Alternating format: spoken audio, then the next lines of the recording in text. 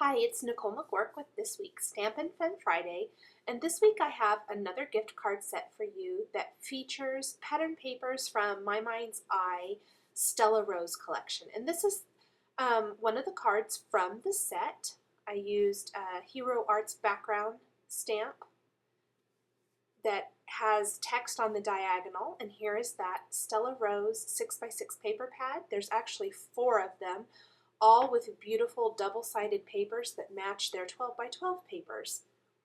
So the first thing I did was trim a sheet of 8.5x11 fine linen cardstock from Paper Tray Ink in half vertically, so I had a 4.25x11 piece of paper, and I used the Martha Stewart scoring board to score that in half at 5.5 inches. And I'm going to make a horizontal card that opens on the left. I took this diagonal dictionary print from Hero Arts, it's one of their newer stamps, and I inked it up with antique linen distress ink from Tim Holtz, and I'm going to press my card onto that stamp. A lot of times I like to do that with these stamps so that I make sure and get that stamped perfectly on the front of my card.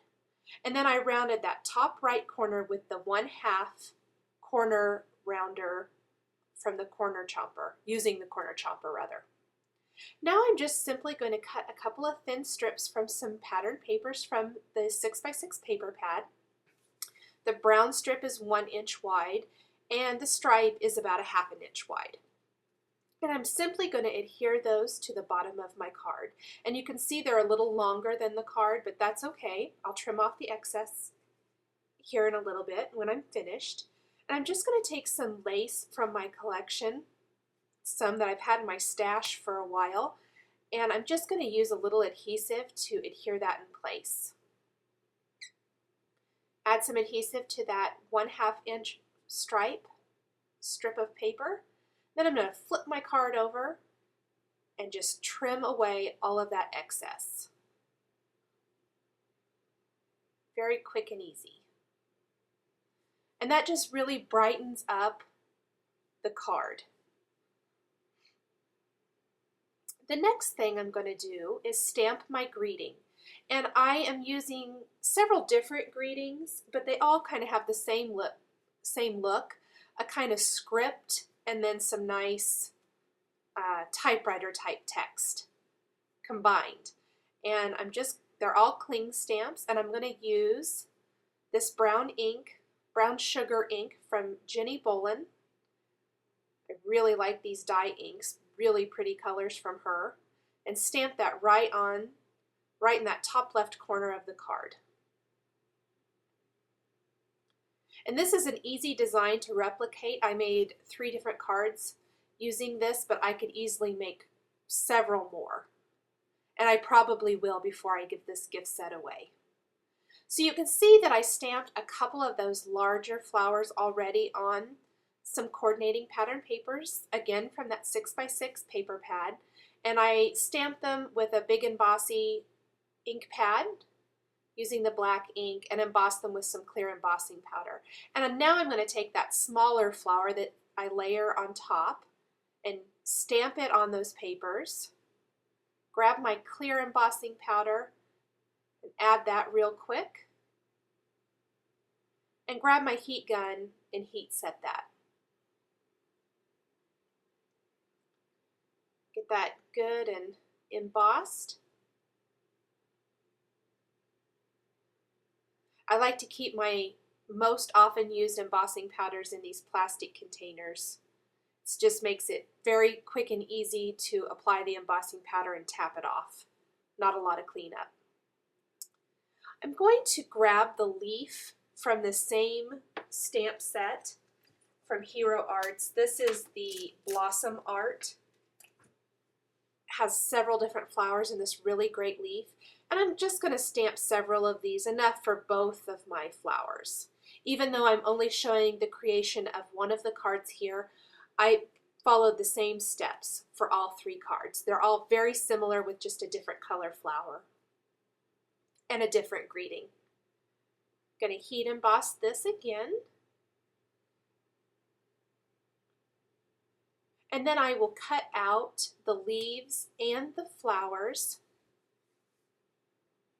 with my scissors, my Tim Holtz scissors. I really like these. These scissors will cut through pretty much anything. They're just really fabulous scissors. So I'm just speeding up the camera a little bit here so you don't have to watch me cut out each of those. Even though it didn't take that long, still don't think it would be very interesting to just sit and watch that. I'm going to layer that small flower on top of the bigger one, and then I'm going to sew on a button using some rustic twine from Paper Tray Ink.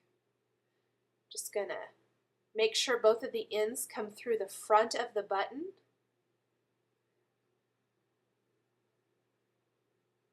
And then I'll trim that real quick and tie that into a bow on the front of the flower.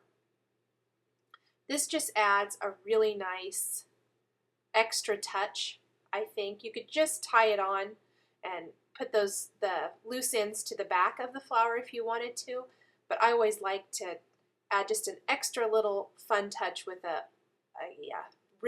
string or twine bow.